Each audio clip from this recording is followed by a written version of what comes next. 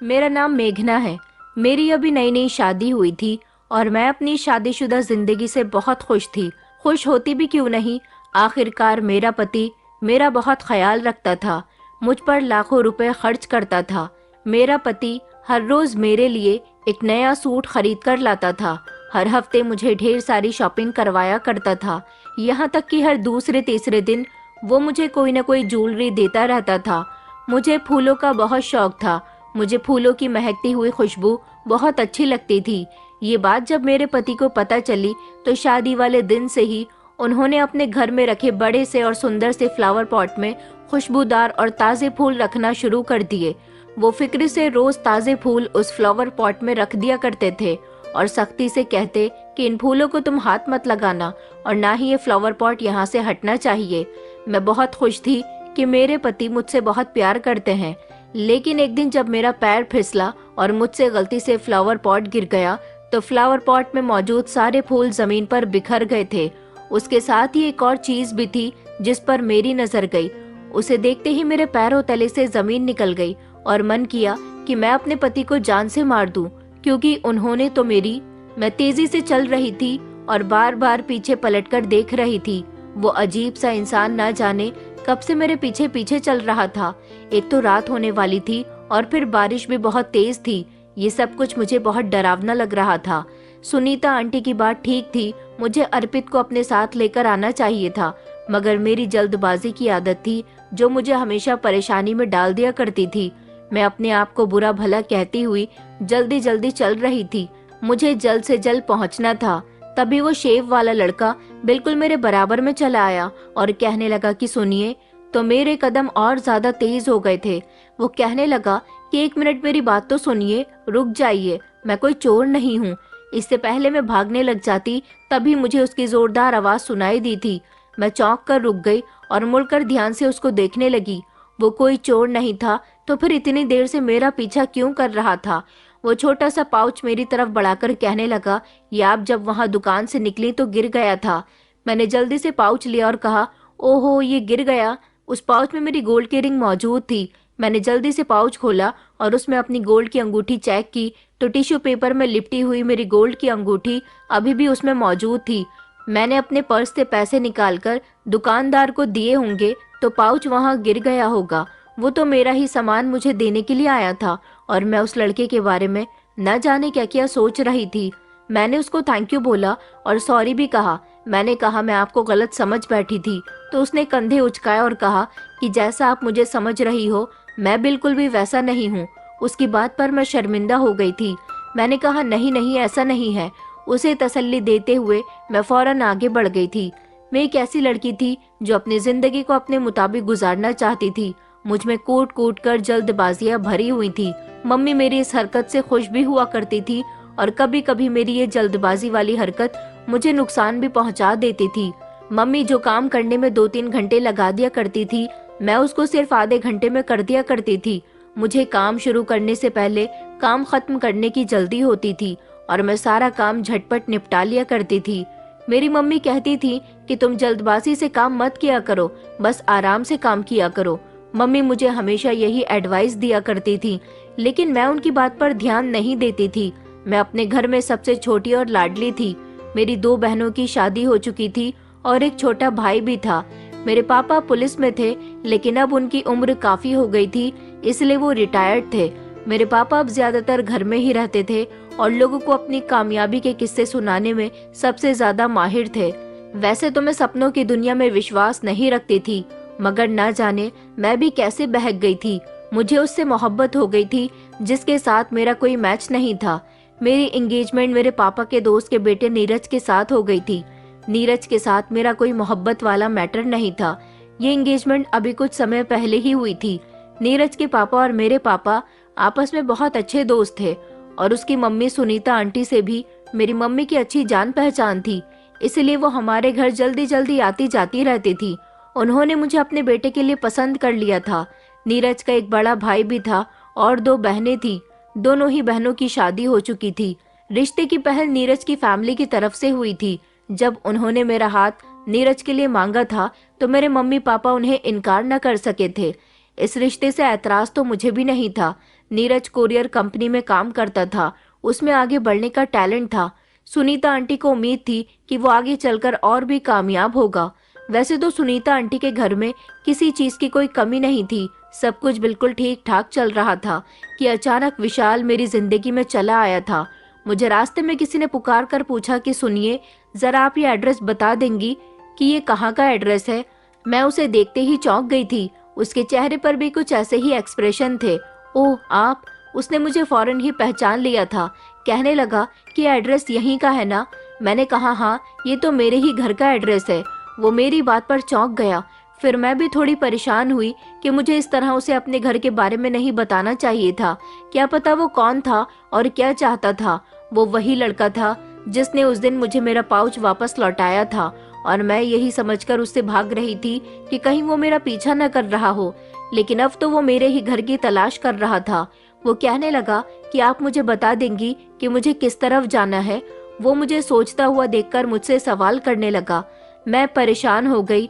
मैंने अपनी घर की तरफ इशारा किया और उसे अपने साथ अपने पापा के पास ले गई। वो शायद मेरे पापा से उनकी नौकरी से रिलेटेड कोई बात करना चाहता था।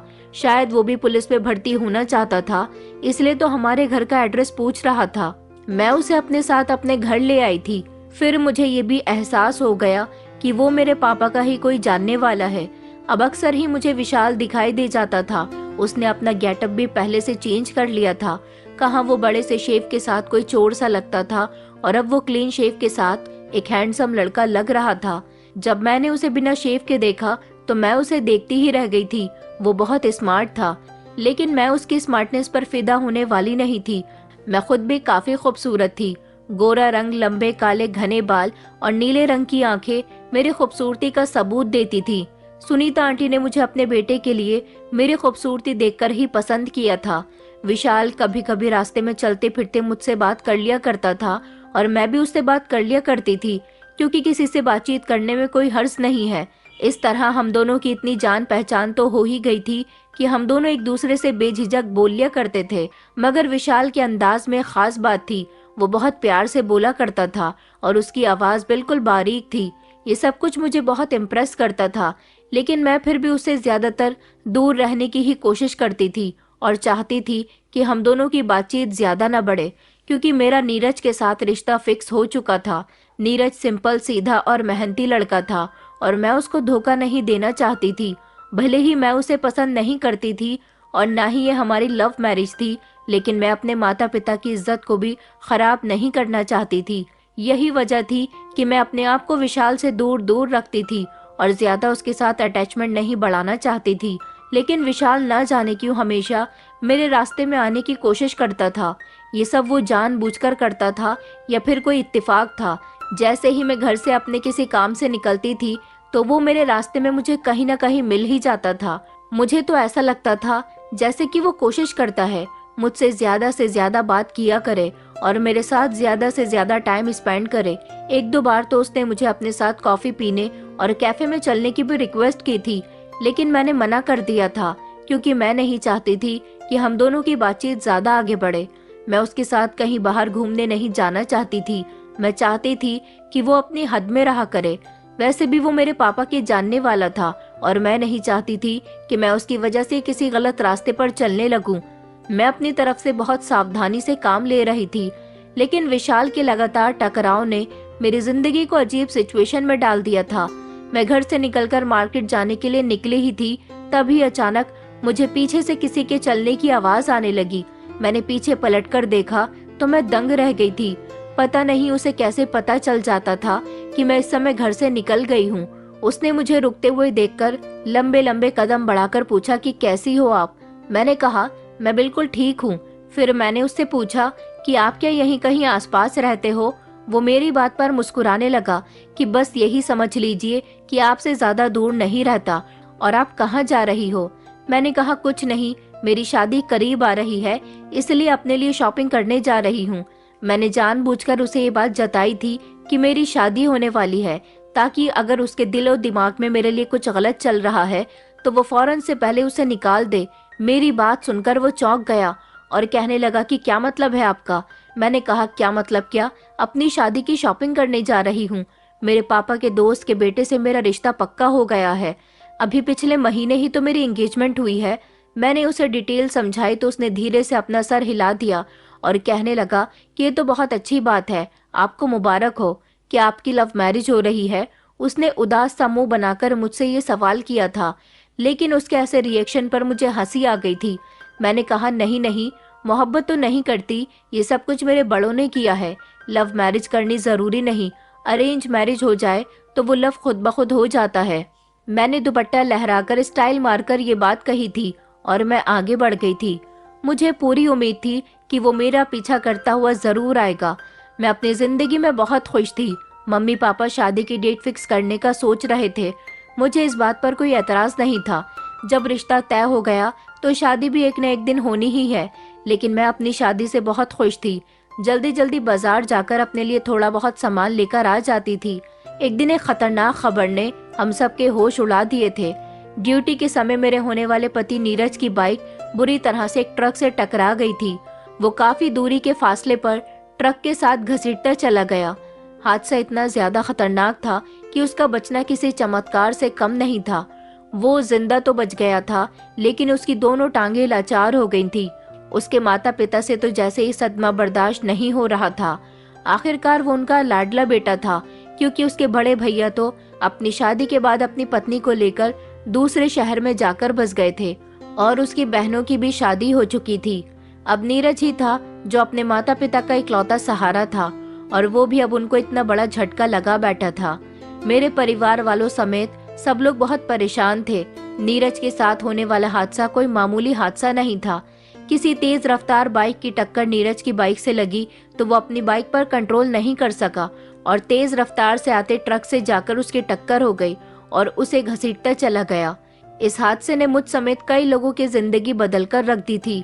नीरज के पेरेंट्स जहां इस सदमे से नहीं निकल पा रहे थे, उधर वो लोग खुश भी थे कि इतना बड़ा हादसा होने पर भी उनके बेटे की जान बच गई थी। सबसे जरूरी बात तो यही थी, मैं भी अलग कंफ्यूजन का शिकार हो रही थी। नीरज को ऐसी कंडीशन में एक्सेप्ट करना मेरे लिए कोई आसान बात नहीं थी। वो खुद भी अपने आप को ऐसी कंडीशन में एक्सेप्ट नहीं कर पा रहा था। उसका बिहेवियर कुछ दिनों में ही बहुत चिड़चिड़ा सा हो चुका था। नीरज के एक्सीडेंट को कुछ समय गुजरा तो सबने यही सोच लिया था कि वो अपने कदमों पर कभी खड़ा नहीं हो सकता।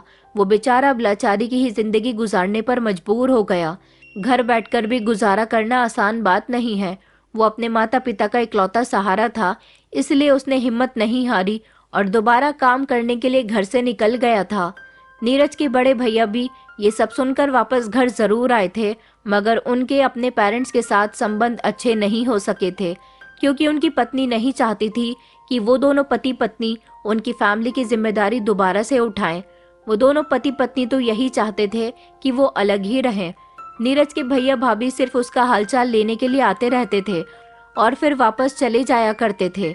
नीरज ने अपने माता पिता को ऐसे हालात में अकेला छोड़ने के बारे में सोचा भी नहीं था। वो अब भी अपनी कोरियर कंपनी में बैठकर काम कर सकता था, लेकिन हालात पहले जैसे नहीं थे। मेरे दिल में ना जाने कैसे कैसे ख्याल आ रहे थे। मैं नीरज को ऐसी कंडीशन में एक्सेप्ट करने के लिए बिल्कुल भी तैयार नहीं थी। पहले की बात और थी। पहले वो सेहतमंद लड़का था, लेकिन अब वो लाचार बन चुका था। मैंने मम्मी पापा से साफ साफ कह दिया था कि मैं अब नीरज के साथ शादी नहीं करूंगी। वो मेरी बात सुनकर खामोश हो गए थे, क्योंकि वो जानते थे कि अब हालात कैसे हैं और पहले कैसे थे, इसलिए वो शर्मिंदा हो गए थे। उन्होंने कहा कि लेकिन बेटा, हम किस मुंह से इनकार करेंगे। पापा ने कहा कि नीरज का पिता विहान मेरा बहुत अच्छा दोस्त है। उसके बेटे के साथ हादसा हुआ है, ये सब कुछ जानबूझकर नहीं किया गया। और वैसे भी नीरज ने अभी हार नहीं मानी। वो नौकरी कर रहा है, वो एक शरीफ इंसान है। तुम्हारी जिंदगी उसके साथ अच्छी गुजरेगी। तुम एक बार सोच लो ये रिश्ता खत्म करने से पहले। मम्मी पापा की बात सुनकर मुझे बहुत गुस्सा आया था। मैंने कहा, आप लोग ये कैसी बातें कर रहे हो? और पापा, आप अपने दोस्त को खुश करने के लिए अपनी बेटी को बलि का बकरा बनाना चाहते हो? हर किसी को अपनी जिंदगी का डिसीजन लेने का हक है, और मैं नीरज के साथ शादी करने के लिए तैयार नहीं हूँ। मैंने साफ शब्दों में अपनी बात कह दी थी तो मेरे मम्मी पापा दोनों खामोश हो गए थे। वो जानते थे कि मैं अपनी जिद पर अड़ी रहूंगी। मैं अपनी जिंदगी में किसी ऐसी कंडीशन गुजारने के लिए तैयार नहीं थी जहां मेरा फ्यूचर एक लाचार आदमी के साथ बेकार होकर रह जाए। नीरज अभी भी नौकरी करने के काबिल था, लेकिन जिंदगी में खाना कमाना ही कुछ नहीं होता। जिंदगी की कई परेशानियां और जिम्मेदारियां होती हैं। एक फिट लाइफ पार्टनर का साथ होना बहुत जरूरी होता है। मेरे दिल में यही बात थी कि नीरज मेरे साथ उन सारी जिम्मेदारियों में साथ नहीं दे सकेगा। मैंने उस रिश्ते के लिए साफ इनकार कर दिया था और कहा था कि मैं नीरज के साथ जिंदगी गुजारने के लिए तैयार नहीं हूँ। आप लोग मेरे लिए कहीं और रिश्ता तलाश कर सकते हो। मम्मी पापा दोनों के पास ही अब खामोश होने के अलावा कोई दूसरा रास्ता नहीं था।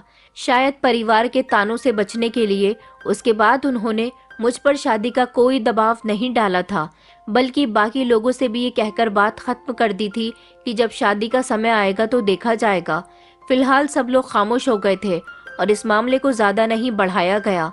मम्मी मुझे तसल्ली जरूर दिया करती थी, लेकिन मैं जानती थी कि वो चाहती हैं कि मेरी शादी नीरज के साथ ही हो।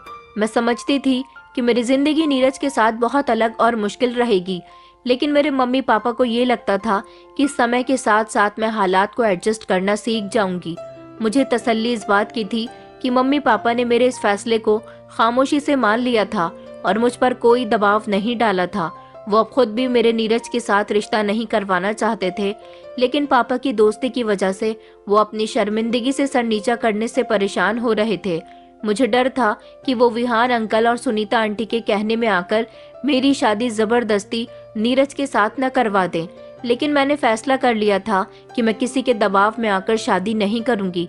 मैं इन सारी टेंशनों में बुरी तरह से उलझ चुकी थी, इसलिए अपने दिल का बोझ अपनी सहेली से शेयर करने के लिए मैं उसके घर जाने के लिए जैसे ही अपने घर से बाहर निकली तो वो न जाने फिर से कहां से आ गया। वो मुझे आवाज लगाकर कहने लगा कि तुम्हें मेरी बात सुननी ही पड़ेगी। वैसे तो मैं भी उसकी बात सुनना चाहती थी। ये साफ हो गया था कि मुझे भी उसमें इंटरेस्ट आने लगा था और मैं भी ये बात जान गई थी कि अपने मंगेतर नीरज के साथ रिश्ता खत्म होने के बाद मेरा मन कर रहा था कि मैं विशाल को एक मौका दूं और देखूं कि आखिर वो मुझसे क्या कहना चाहता है। विशाल शायद मेरे लिए एक अच्छा लड़का ऑप्शन हो सकता था। अभी मेरे पेरेंट्स को मेरे लिए कोई रिश्ता तो नहीं मिला था, इसलिए मेरा मन करता था कि विशाल को एक मौका दिया जाए। हम दोनों एक कैफे में जाकर बैठ गए थे और वहां जाकर हमने अपनी बातचीत शुरू की। वहां बैठते ही विशाल कहने लगा कि मैं तुमसे एक पर्सनल बात करना चाहता हूँ। पहली नजर में देखते ही मैंने तुम्हें पसंद कर लिया था। मैं तुम्हारे साथ शादी करना चाहता हूँ। उसने तो वही बात कही थी जिसके बारे में मुझे पहले से ही पता था। मैं खामोश होकर उसकी बात सुन रही थी। अब मैं उसे क्या बताती कि मैं खुद कितनी बड़ी मुसीबत से निकल कर आई थी। मैंने उसे नीरज के बारे में भी नहीं बताया था। अगर उसे पता चला कि मैं नीरज को सिर्फ इसीलिए छोड़ चुकी हूँ कि वो लाचार हो गया है, तो ना जाने वो मेरे बारे में क्या सोचता। मैं अपना एक बेहतर फ्यूचर चाहती थी और नीरज के साथ शादी का मतलब अपनी ख्वाहिशों को कुर्बान करना था। अगर मैं नीरज से शादी कर लेती तो क्या सारी जिंदगी पछताती रह जाती। मैं सोच में गुम थी जब नीरज कहने लगा कि क्या हुआ, तुमने मेरी बात का जवाब नहीं दिया। मैं उसकी आवाज सुनकर चौंक गई थी। मैं बस कुछ सोच ही रही थी। मैं एक बार तुम्हारे बारे में अपने पेरेंट्स से बात करना चाहती हूँ, उसके बाद ही तुम्हें जवाब दूंगी। मैंने फिलहाल तो उसे टाल दिया था और वो उदास होकर वहां से चला गया, लेकिन सच ये था कि मेरे दिल के किसी कोने में उसको एक्सेप्ट करने की ख्वाहिशें छुपी हुई थी। मैंने कुछ दिनों के बाद ही विशाल को इशारा दे दिया था और मम्मी पापा से भी मैं बात कर चुकी थी। वैसे तो वो राजी हो गए थे कि मेरी शादी नीरज के अलावा कहीं और हो जाए, लेकिन अभी मेरे लिए कोई बेहतर रिश्ता नहीं था। मैं उनकी ये मुश्किल आसान करने वाली थी। मैंने विशाल को समझा दिया था कि वो अपने पेरेंट्स को मेरे घर रिश्ता लेकर भेज दे, और सच ये था कि मैं पूरी तरह से विशाल से मोहब्बत नहीं करती थी, लेकिन हालात ने मुझे मजबूर कर दिया था कि मैं उसे एक्सेप्ट कर लूं। हाँ, मेरा दिल विशाल की तरफ खिंचने लगा था, लेकिन मैंने अपने आप को संभाल लिया था। नीरज के साथ मेरी जिंदगी लाचारी के अलावा कुछ भी नहीं होती, इसलिए मैंने सोच लिया था कि मैं अब विशाल से ही शादी करूंगी और अपनी जिंदगी को आगे बढ़ाऊंगी। विशाल मेरे लिए एक मौका था और एक नया रास्ता था। इसके थ्रू मैं अपनी जिंदगी को आगे बढ़ा सकती थी। मैंने ठान लिया था कि मैं अपने बीते हुए कल को भूलकर आने वाली जिंदगी की शुरुआत करूंगी, चाहे इसके लिए मुझे अपनी फीलिंग्स पर काबू ही क्यों न करना पड़े। विशाल कुछ दिनों बाद मेरे मम्मी पापा से मिलने अकेला ही आ गया था। उसे अकेला देखकर तो मैं भी दंग रह गई थी। उसने कहा था कि उसके मम्मी पापा इस दुनिया में नहीं हैं, मेरे रिश्तेदार हैं, लेकिन उन्होंने भी मुझे कभी एक्सेप्ट नहीं किया। मुझे मेरी आंटी ने पाल पोस कर बड़ा किया था, लेकिन अब वो भी इस दुनिया से जा चुकी है। विशाल की बात सुनकर मम्मी पापा खामोश हो गए थे। मैं भी हैरान रह गई थी, क्योंकि ये सारी बातें पहले तो विशाल ने मुझे नहीं बताई थी। मैं तो उसे एक नॉर्मल फैमिली का मेंबर समझती थी। मेरे पापा कहने लगे कि बेटा, हम तुम्हारी फैमिली और तुम्हारे पेरेंट्स के बारे में कुछ भी नहीं जानते। हम तुम्हारी फैमिली की डिटेल के बारे में जानना चाहते हैं, लेकिन अब जब तुमने हमें बताया है कि तुम्हारे पेरेंट्स इस दुनिया में नहीं हैं, तो हम कंफ्यूज हो रहे हैं कि हम क्या करें। विशाल कहने लगा कि मैं जानता हूँ कि मेरा अकेला होना आपको परेशान कर रहा है, लेकिन आप मुझे अपना बेटा समझ सकते हैं। विशाल की बातों में एक अपनापन सा था, लेकिन मम्मी पापा अभी भी कंफ्यूज हो रहे थे। विशाल कुछ देर बातचीत करने के बाद वहां से चला गया था, लेकिन मम्मी पापा अभी भी सोच विचार में डूबे हुए थे कि उसके आगे पीछे कोई नहीं है। कल को अगर कोई परेशानी हो गई तो हम क्या करेंगे। मैंने कहा, मम्मी पापा, कुछ नहीं होगा, आप लोगों को इतना परेशान होने की जरूरत नहीं है। कभी कभी गैर भी अपने बन जाते हैं। विशाल एक अच्छा इंसान है, मैं उसे अच्छी तरह से जानती हूँ। आप प्लीज उस पर भरोसा करिए। मम्मी कहने लगी कि बेटा, नीरज भी तो अच्छा इंसान था, लेकिन उसके साथ होने वाले हादसे की वजह से तुमने उसे छोड़ दिया। मैंने कहा, मम्मी, नीरज की अलग बात है और विशाल की अलग बात है। मैं मम्मी पापा को हर तरह से समझाने की कोशिश कर रही थी। मैं चाहती थी कि वो विशाल से मेरी शादी करवा दें। मम्मी पापा को इस रिश्ते के लिए मनाना मेरे लिए कोई आसान बात नहीं थी।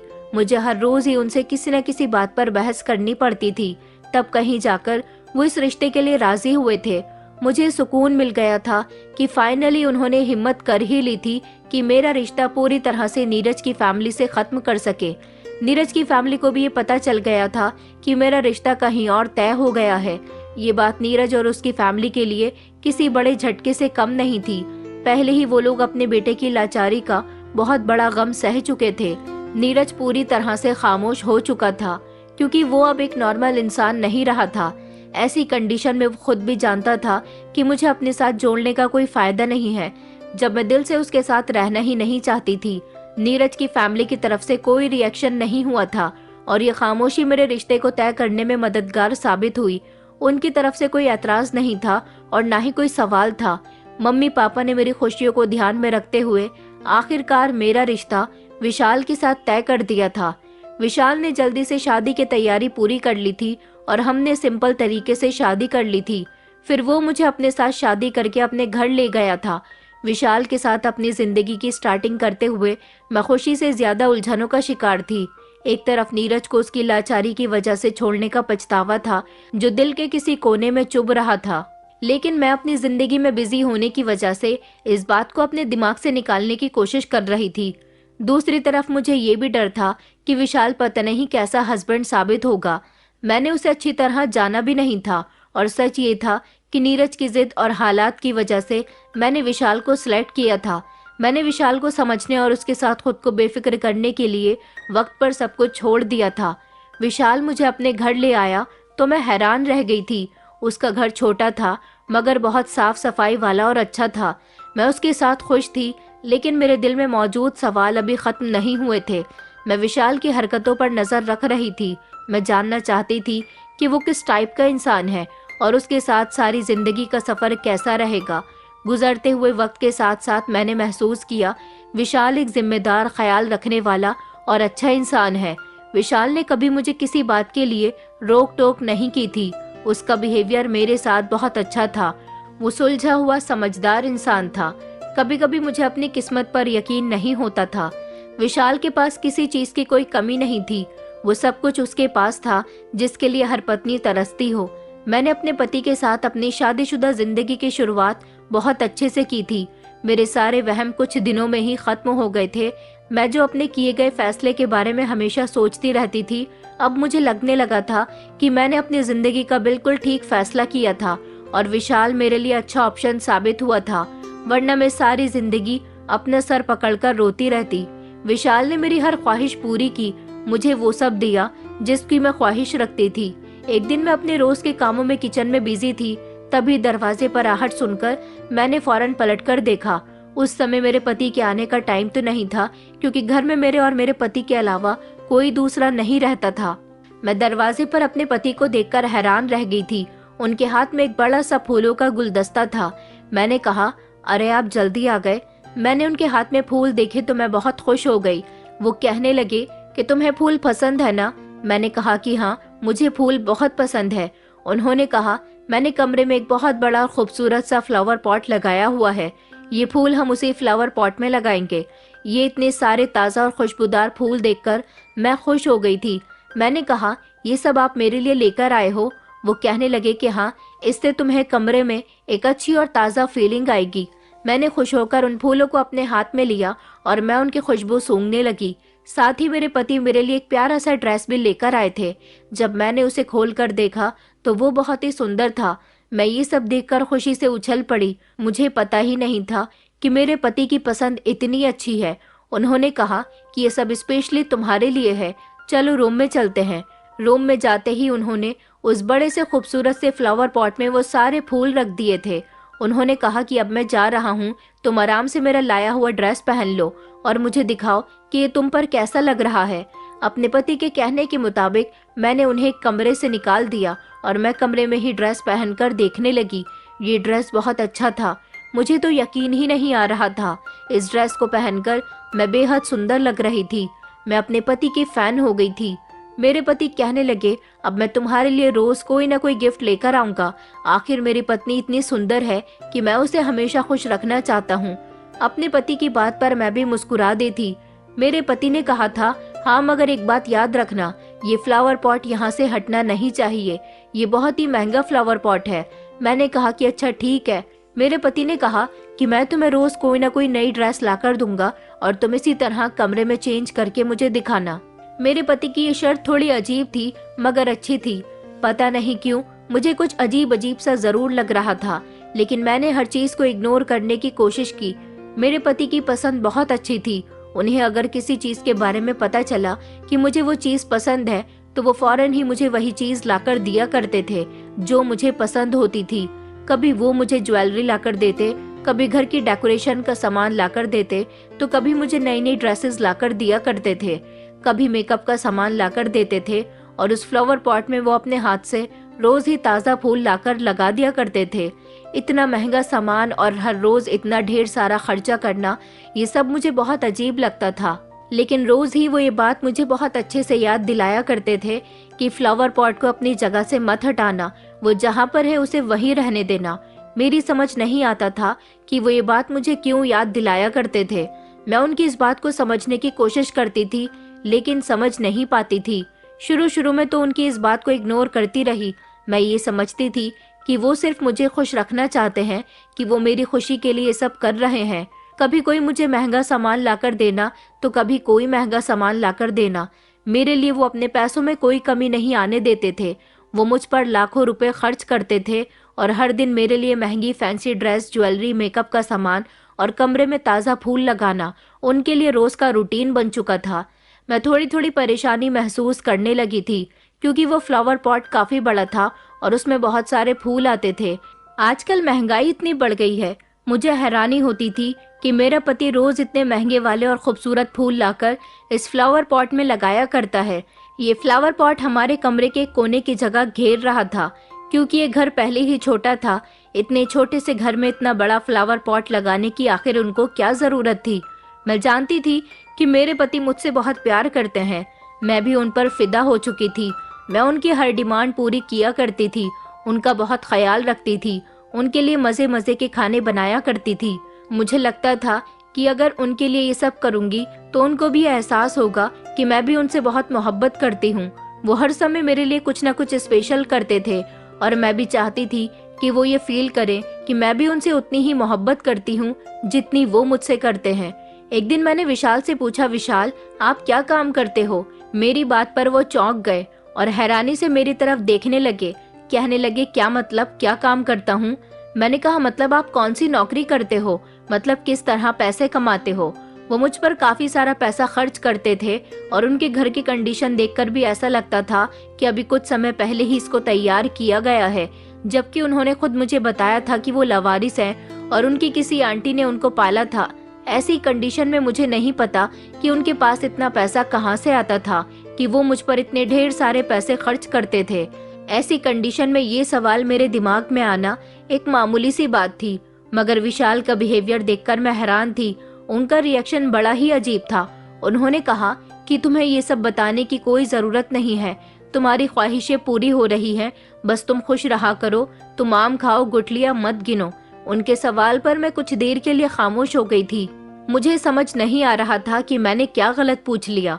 मैंने तो सिर्फ ये जानना चाहा था कि वो क्या काम करते हैं, क्योंकि उनके बारे में मुझे कुछ पता नहीं था।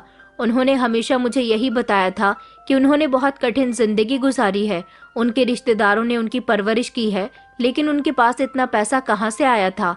क्या उनके माता पिता उनके लिए ये सब छोड़कर गए थे? मेरे दिमाग में कई सवाल आ रहे थे और मैं चाहती थी कि मुझे सारे सवालों के जवाब मिल जाए, लेकिन उनका जवाब तो इतने कड़क शब्दों में आया था कि मैं कुछ न कह सकी। वो शायद मुझे बताना ही नहीं चाहते थे, इसलिए मेरा खामोश रहना ही बेहतर था। मैं विशाल के बिहेवियर से उलझन का शिकार तो हुई थी, लेकिन मैंने बाल की खाल निकालना ठीक नहीं समझा। मैं नहीं चाहती थी कि मैं अपनी शादीशुदा जिंदगी में कोई प्रॉब्लम क्रिएट करूं। वो मेरा ख्याल रख रहे थे, यही मेरे लिए बहुत था, और मुझसे बहुत प्यार करते थे।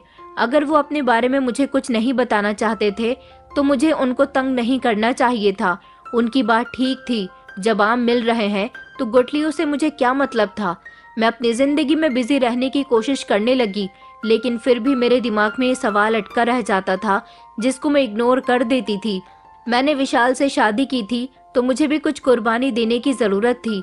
ये सब मेरी पसंद और मेरी मर्जी से हुआ था। मम्मी पापा ने मेरे कहने पर विशाल का रिश्ता एक्सेप्ट किया था, इसलिए मुझे उसे ज्यादा परेशान नहीं करना चाहिए था। मुझे खामोश रहना ही बेहतर लगा था। वो हर रोज ही मेरे लिए कोई न कोई नया गिफ्ट लेकर आता था, और कमरे में नए नए फूल भी, जो कमरे में अलग ही ताजगी और खुशबू पैदा कर देते थे, जिसकी वजह से मेरा ज्यादातर कमरे में रहने का ही मन करता था। कभी कभी मुझे लगता था कि कहीं वो मेरे लिए सारे गिफ्ट्स किराए पर तो नहीं लेकर आ रहे। वो हमेशा यही कहा करते थे कि मैं नए कपड़े पहनकर और तैयार रहा करूं। घर में खाना पीना भी बहुत अच्छा था।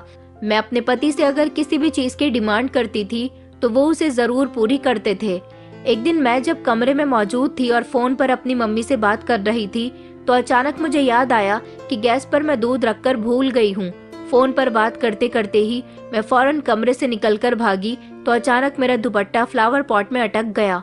मैं जैसे ही आगे बढ़ी, फ्लावर पॉट नीचे गिर गया था और उसमें मौजूद फूल भी जमीन पर गिर गए थे।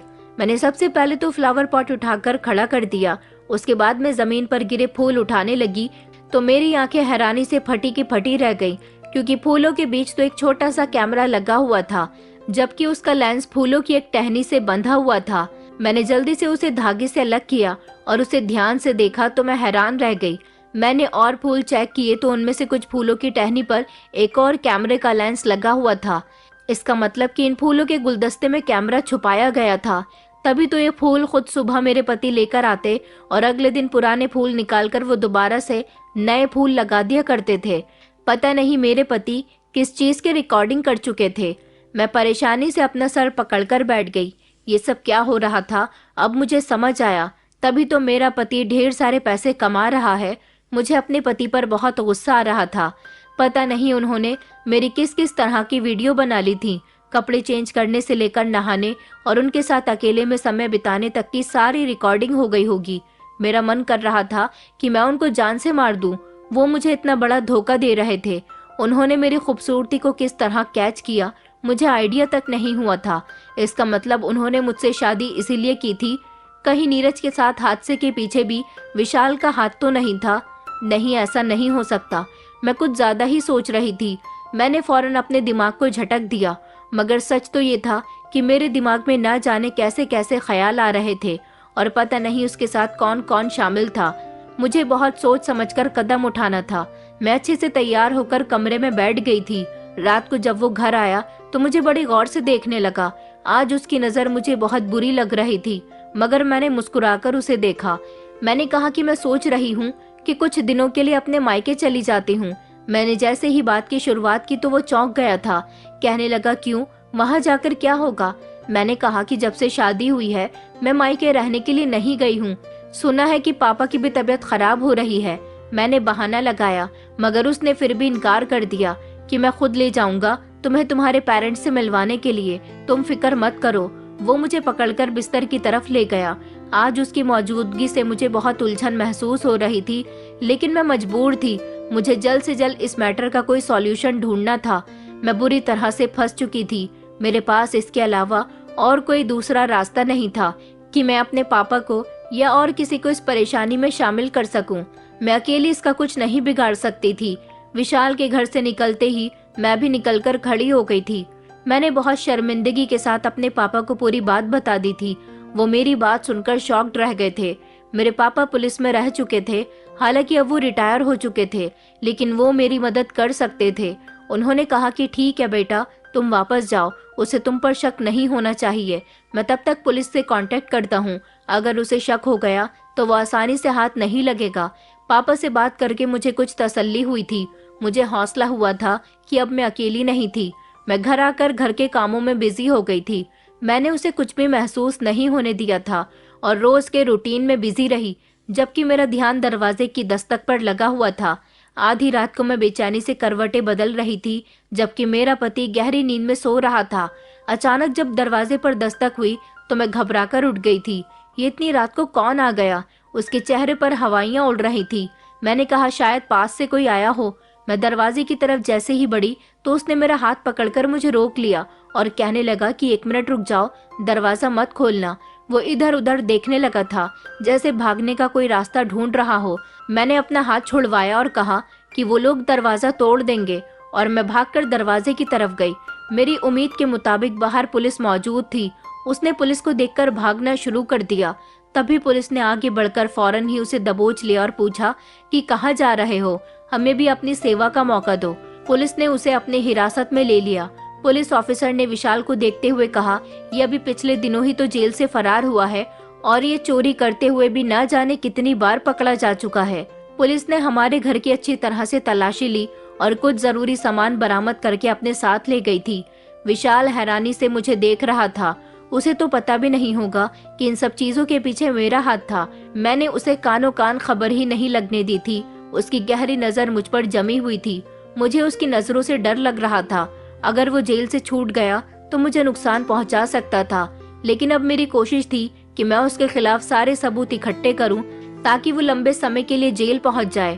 पुलिस उसकी इस केस पर इंक्वायरी कर रही थी और पुलिस ने उसके बारे में जो कुछ भी हमें बताया उसने मेरे होश उड़ा दिए थे। वो एक झूठा और चालाक इंसान था। पुलिस ने बताया कि वो बहुत सारे गैर कानूनी कामों में शामिल था और पैसे कमाने के लिए वो कई तरह के घिनौने काम कर रहा था। इसके साथ साथ वो खूबसूरत लड़कियों की भी वीडियो बनाकर उनकी गलत रिकॉर्डिंग बेचकर पैसा कमा रहा था। सबसे तकलीफ वाली बात ये थी कि वो मुझसे पहले भी कई लड़कियों के साथ ऐसा कर चुका था। उन लड़कियों की खूबसूरती को उसने अपने फायदे के लिए इस्तेमाल किया था। मैं उन लड़कियों के बारे में सोचकर गुस्से का शिकार हो गई। विशाल की हकीकत सामने आ चुकी थी और मुझे एहसास हो रहा था कि मैं उसके जाल में फंस चुकी थी। मेरे लिए सब कुछ एक बुरी हकीकत थी। जो लाखों रुपए वो मेरे ऊपर खर्च कर रहा था, दरअसल वो मेरी वीडियो बनाने और उसको बेचने के लिए था। उसने मुझे अपनी मोहब्बत के झूठे वादों और कीमती गिफ्ट से बहकाया था। वो चाहता था कि मैं उसकी मोहब्बत के झूठे जाल में फंसूं और वो मेरा फायदा उठाए। मुझे बहुत गुस्सा आ रहा था कि मैंने इतनी जल्दी उस पर भरोसा किया था। मैंने विशाल के साथ अपनी जिंदगी गुजारने के जो सपने देखे थे वो सब टूट चुके थे और मुझे पता चल गया था वो सिर्फ मुझे अपने फायदे के लिए इस्तेमाल कर रहा था। विशाल का एक एक जुर्म मेरे सामने आ चुका था। पापा ने उसको गिरफ्तार करवा दिया था और उस पर इतनी धाराएं लगवाई गई थी कि वो कभी जेल से नहीं छूट सकता था। यहाँ तक कि उसके गिरोह के लोगों को भी अरेस्ट कर लिया गया था। उन सब ने अपने अपने जुर्म को एक्सेप्ट कर लिया। मुझे यह हकीकत भी पता चल गई कि विशाल ने नीरज पर भी जानलेवा हमला करवाया था। इस सब में विशाल का ही हाथ था। ये जानकर मैं सदमे में चली गई थी। विशाल ने मुझे अपने जाल में इस कदर फंसा लिया था कि मैं उसकी हकीकत को जानने के बावजूद भी उसके बहकावे में आ गई। उसने जानबूझकर मेरे साथ मोहब्बत का खेल खेला था और मुझे अपने जाल में फंसाया। जब उसको ये पता चला था कि मेरी एंगेजमेंट हो चुकी है, तभी उसने नीरज की जान लेने का प्लान बनाया था। उसका मकसद यही था कि नीरज की जान लेने के बाद मैं किसी न किसी से तो शादी करूंगी ही। मगर अच्छी बात ये थी कि नीरज की जिंदगी तो बच गई थी, लेकिन मैं फिर भी विशाल को मिल गई और नीरज को इस हालात में एक्सेप्ट न कर सकी। नीरज के साथ जो कुछ भी हुआ था उसकी जिम्मेदार मैं ही थी। मेरी बात सुनने के बाद ही उसने नीरज को मारने का प्लान बनाया था। विशाल के साथ साथ मैं खुद को भी नीरज का मुजरिम मानने लगी, मगर पछतावे के अलावा मेरे पास अब कोई रास्ता नहीं था। नीरज तो लाचारी की जिंदगी गुजारने पर मजबूर था और फिर मैं भी उसकी जिंदगी से निकल गई तो उसके पास जिंदगी में बचा ही क्या था। सबको पता चल गया था कि मेरे साथ क्या हुआ है। मैंने शर्मिंदगी की वजह से खुद को कमरे में बंद कर लिया था और अब मेरी हालत ऐसी हो चुकी थी कि मैं खुद से भी नजर मिलाने के काबिल नहीं रही थी। मम्मी पापा ने उस मुश्किल समय में मेरा बहुत साथ दिया था। वो जानते थे कि मैं कितनी तकलीफ में हूँ। अगर मम्मी पापा नहीं होते तो शायद मैं खुद को संभाल नहीं पाती, अपनी जिंदगी से हारकर शायद कुछ और ही कर बैठती। लेकिन उनकी मदद ने मुझे दोबारा जिंदगी जीने की हिम्मत दी थी। पापा ने मुझे विशाल से डाइवोर्स दिलवा दी थी। विशाल की तरफ से मुझे जो धोखा मिला था वो अब मेरी जिंदगी में एक बुरे रास्ते की तरह था, जिसे अब मैं पीछे छोड़ चुकी थी। नीरज पर जानलेवा हमला करना और उसकी जान को खतरे में डालने के जुर्म में विशाल को सजा दी गई थी और उसे बड़ी रकम हर्जाने के तौर पर भी नीरज को देनी थी। नीरज के पास इतने पैसे नहीं थे कि वो अपना इलाज करवा सकता। जब उसको जुर्माने के पैसे मिले तो उसने अपने आर्टिफिशियल टांगे लगवा ली थी। आर्टिफिशियल टांगे लगने के बाद जब वो पहली बार अपने पैरों पर खड़ा हुआ तो उसकी हालत देखने के काबिल थी। उसे एक नई जिंदगी मिली थी। वो ऊपर वाले का शुक्रिया अदा कर रहा था। उसकी आंखों में आंसू थे। सब लोग उसे उसके पैरों पर खड़ा देखकर बहुत खुश थे। वो जानते थे कि उनके बेटे ने इतनी तकलीफें झेलने के बाद अपने पैरों पर खड़े होने का हौसला बुलंद किया था। वो लाचारी के समय भी हिम्मत नहीं हारा था और अपने घर का बोझ उठा रहा था। सबसे खुशी की बात ये थी कि उसके माता पिता इतना सब होने के बावजूद भी मेरे घर दोबारा से अपने बेटे का रिश्ता लेकर आए थे। जिंदगी ने मुझे दोबारा से एक नया मौका दिया था। सुनीता आंटी ने कहा था कि अब दोबारा से हमारा बेटा आपकी बेटी के काबिल हो गया। हम उसे अपने घर की बहू बनाना चाहते हैं क्योंकि हमारा बेटा उसे पसंद करता है। उसकी पहली और आखिरी पसंद मेघना ही है। मेरे घर वाले बहुत परेशान थे। उनकी समझ में नहीं आ रहा था कि क्या किया जाए। वो शर्मिंदा भी हो रहे थे। लेकिन नीरज ने मुझसे बात की और उसने कहा कि मैं तुम्हें ही पसंद करता हूँ और तुमसे ही शादी करना चाहता हूँ। अब फैसला तुम्हारे हाथ में है। मुझसे मेरे मम्मी पापा ने भी यही कहा कि बेटा, जिंदगी तुम्हें दूसरा मौका दे रही है और ये मौका बहुत अच्छा है। इसे अपने हाथ से मत जाने दो, वरना सारी जिंदगी पछताओगी। मैंने इस बात पर अपने मम्मी पापा की बात मानकर जो फैसला किया था वो मेरे लिए कामयाब बैठा था और इस तरह मेरी शादी नीरज के साथ हो गई। आज मैं नीरज के साथ एक खुशहाल जिंदगी गुजार रही हूँ।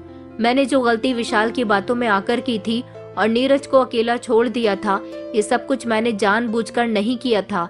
नीरज ने मुझे माफ कर दिया था और अब वो मुझे बहुत इज्जत देता है और मेरा बहुत ख्याल रखता है। दोस्तों, उम्मीद करती हूँ आपको हमारी कहानी पसंद आई होगी। कहानी पसंद आई है तो वीडियो को लाइक करें, चैनल पर नए हैं तो चैनल को सब्सक्राइब करें और हाँ, नोटिफिकेशन बेल को जरूर दबाएं ताकि अगली अपडेट सबसे पहले आपको मिले।